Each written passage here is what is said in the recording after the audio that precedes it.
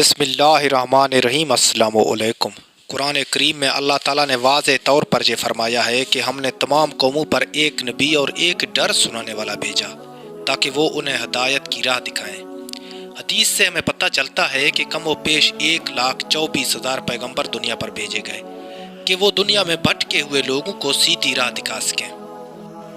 मगर कुरान पाक में हमें सिर्फ 25 अंबिया का ही नाम मिलता है।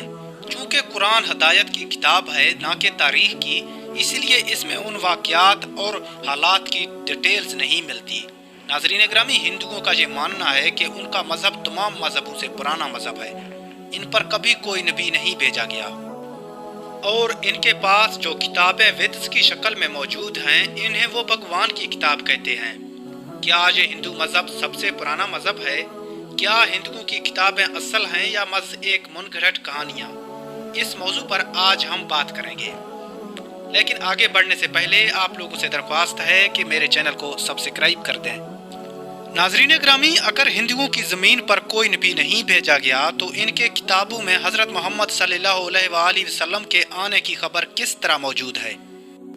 हज़रत ईसा अलैहिस्सलाम की वापसी और हज़रत नूह अलैहिस्सलाम के खबरें किस तरह मौजूद हैं? क्या हिंदुओं के किताब में खुदा का कलाम था जिसे आज बदल दिया गया है? दोस्तों, हिंदुओं के पास वेद्स की शक्ल में बहुत से कदीम किताबें मौजूद हैं और इनमें वाज़े तौर पर हज़रत मोहम्मद सल्लल्लाहु अलैहि वसल्लम के आने की निशानियां बताई गई।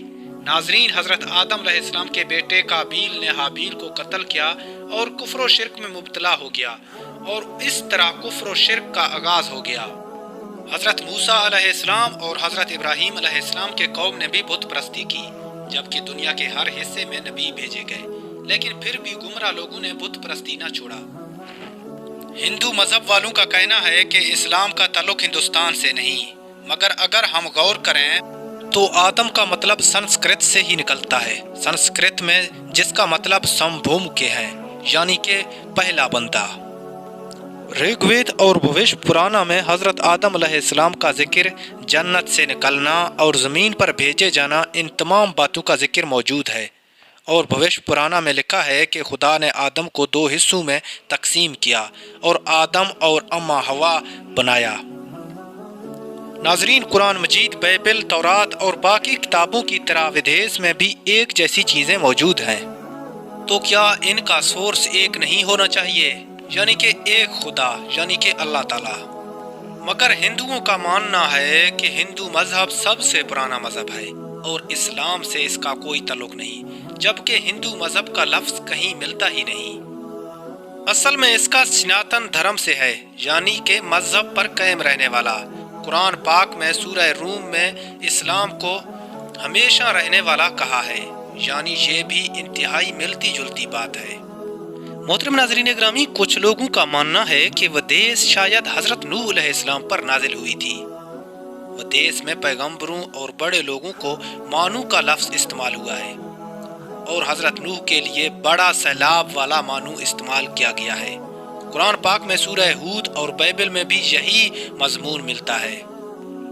दोस्तों, भविष्य पुराना चैप्टर 4-7 में हज़रत नूह अलैहिस्सलाम की सैलाब का सारा किस्सा बयान किया गया और यहाँ तक कि लिखा है कि इस मानू यानी हज़रत नूह अलैहिस्सलाम को खुदा ने किश्ती बनाने और जानवरों को सवार करने का हुक्म दिया। इसके बाद एक अजीम तूफान आया और भारतवर्ष यानी हिंदुस्तान के सरजमीन को तबाह कर दिया और इसके बाद जिंदगी का खात्मा कर दिया।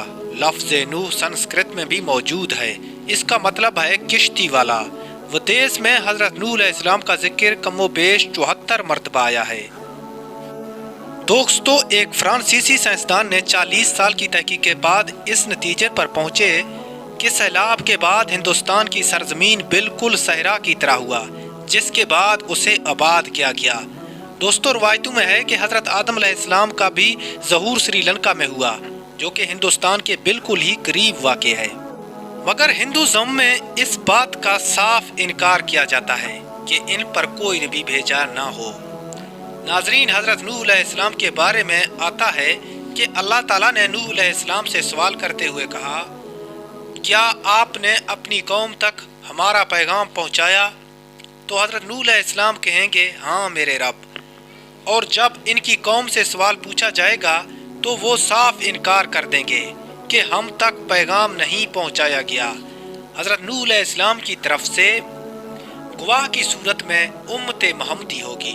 ان تمام باتوں کو مد نظر رکھتے ہوئے کیا واقعی حضرت نوح علیہ السلام کو ہندوستان پر بھیجا گیا، اور کیا ودیس واقعی ہی اللہ کی کتابوں میں سے ایک تھی جن کو بدل دیا گیا، اور کچھ چیزیں اس میں صحیح سلامت بچی رہی؟